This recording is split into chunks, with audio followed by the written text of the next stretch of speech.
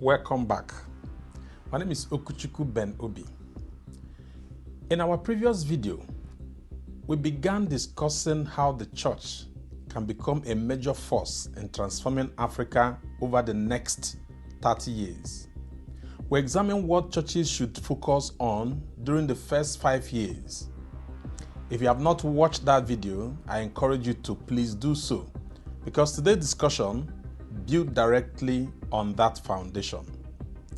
In Matthew chapter 5 verse 13 to 14, Matthew chapter 5 verse 13 to 14, the Bible said, "You are the salt of the earth, but if the salt have lost his savour, wherewith shall it be salted? It is henceforth good for nothing, but to be cast out and to be trodden under foot of men." In verse 14 it says, "Ye are the light of the world. A city that is set on a hill cannot be hid." Today, we will focus on the next phase of transformation, year 5 to 10. And during this period, the church should concentrate on one critical mission: building human capital. Building human capital. Why? Because nations do not become prosperous simply because they have natural resources. Nations become prosperous because they have educated, skilled, healthy, productive, and innovative people.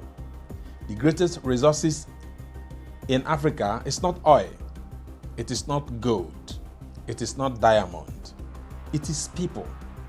People. And if the church truly wants to transform Africa, then it must become intentional about developing people. Let's look at 3 major areas where this can happen.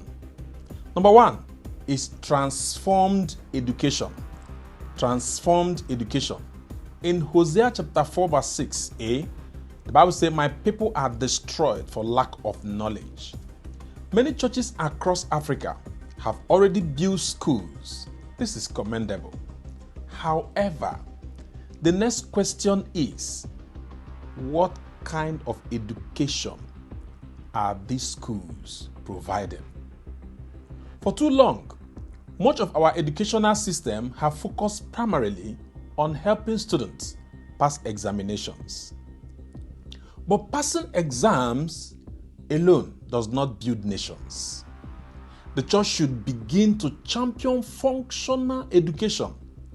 Education that equips people with skills that solve real-life problems and create economic values. Imagine church-owned schools that train students in mechanics, carpentry, plumbing, welding, electrical installations, bricklaying, agriculture, baking, accounting, architecture, software development, artificial intelligence, robotic engineering, and various engineering disciplines. Imagine graduates leaving schools not only with certificates, but with practical skills that make them employable, productive, and entrepreneurial. The church should also establish scholarship programs to support brilliant students from disadvantaged backgrounds. Many future scientists, engineers, doctors, inventors, and entrepreneurs are currently trapped by poverty. The church can help unlock their potential. In addition, churches should aggressively promote digital literacy and technology. These are education that are effective, transformative, and practical. The future belongs to those who understand technology. Africa cannot afford to be a consumer of innovation, while the rest of the world become creators of innovation. The church should support science education, research initiatives, innovative hubs, coding, academics, and technology center hub. Because the truth is simple: a continent changes when literacy rises. A continent changes when technical skills rise. A continent changes when knowledge rises. And when knowledge rises, poverty begins to fall.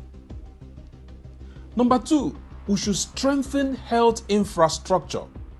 Strengthen health infrastructure. In Jeremiah 8:22, the Bible said, "Is there no balm in Gilead? Is there no physician there? Why then is the health of my daughters not recovered?" The second area of focus should be healthcare. A sick population cannot build a prosperous nation. A weak population cannot drive development. Throughout history, the church has played a significant role in healthcare. Many of the world's oldest hospitals today were established by religious institutions. The church in Africa can continue in this legacy. Churches should invest in community clinics, affordable healthcare centers, mental health programs, child health initiatives, mental health support services, addiction recovery, and programs like that. Today, many people are silently battling depression, anxiety, trauma, substance abuse, and other emotional challenges. Unfortunately, some believers are told that every mental health challenge is simply a spiritual problem, attack from witches and wizards. While faith remains important, my friends, professional support is also important. The church should become a place where people can find both spiritual guidance and practical help. Imagine every major church network supporting and counseling people in their centers, rehabilitating them in their program, healthcare outreaches being conducted, and mental health care initiatives happening here and there. The impact will be enormous. Healthy people learn better. Healthy people work better. Healthy people innovate better. Healthy people build stronger nations. If Africa is to rise, the health of its people must improve. And the church can play a major role in making that happen. Also, creative employment programs should be addressed. The third focus area is youth employment. Africa has one of the youngest population in the world. This is either our greatest opportunity or our greatest challenge. Millions of young people are energetic, intelligent, and willing to work. Yet many remain unemployed or underemployed. The church must not ignore this reality. Church network possesses enormous influence, relationships, facilities, and organizational capacities. These resources can be used to create opportunities. Churches can establish apprenticeship systems where experienced professionals mentor and train young people. They can create farming cooperatives that provide agricultural training, access to land, and market opportunities. They can establish businesses or business incubators that help young entrepreneurs develop sustainable businesses. They can launch technology hubs that provide training in software, digital marketing, cybersecurity, data analytics, and emerging technologies. Imagine thousands of young people leaving church not only inspired spiritually, but equipped economically. Imagine churches becoming center of empowerment, where people acquire skills, build businesses, and create jobs. Listen, the ripple effect will be transformational really. It will be transformational. Crime would naturally decrease. Poverty would reduce. Families will become stronger, and communities will become more stable. And of course, nations will become more productive. The church must go beyond excitement. It must go beyond enticing messages. Let me say something that may sound challenging but is necessary. A church that only excites people with promises of miracles but does not equip them with practical tools for life is not fulfilling its potential. Yes, miracles have their place. Yes, faith is essential. Yes, prayer changes things. I'm a living witness. But God also works through knowledge. God works through wisdom. God works through skills. God works through innovation. God works through people who have been trained and empowered to solve real problems. The church should not only prepare people for heaven, the church should also prepare people to succeed, contribute, and create value on earth. When people gain knowledge, they become more useful to themselves, to their families, to the communities. When people develop skills, they become more productive. When people solve problems, they create prosperity. And when prosperity increases, entire communities are transformed. Let's learn to create value. Let's create value. Someone once said, the best way to predict your future is to create it. That is the best miracle for yourself. That statement carries profound truth. Our God is a creator. From the very beginning, He demonstrated creativity, innovation, and productivity. As His people, we should reflect those same qualities. The church should teach believers not merely to consume value, but to create value. Not merely to seek opportunities, but to create opportunities.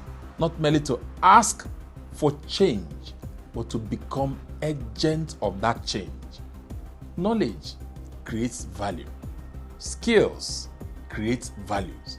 Innovation creates values. Services create values. And guess what? Values creation is one of the strongest foundations for national development.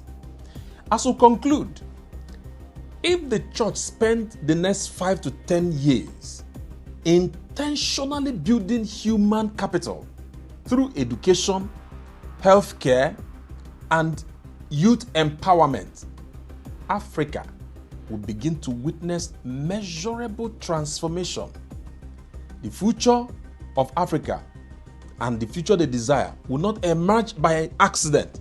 In Jeremiah 29 verse 7, he said, I seek for the peace of the city where I have, he says, seek for the peace of the city where I have carried you to. Seek for the peace of those people.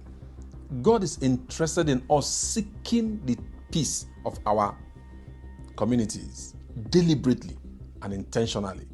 It will be built through educated mind. It will be built through healthy communities. Our nation will be built through empowered young people.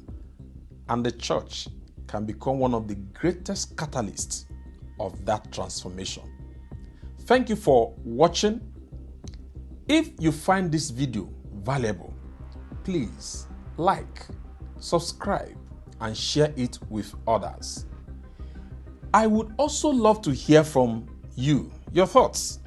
What role do you think the church should play in transforming Africa over the next 30 years? Let us know in the comment section. Please, I hope to hear from you. God bless you and see you in the next video. Bye for now.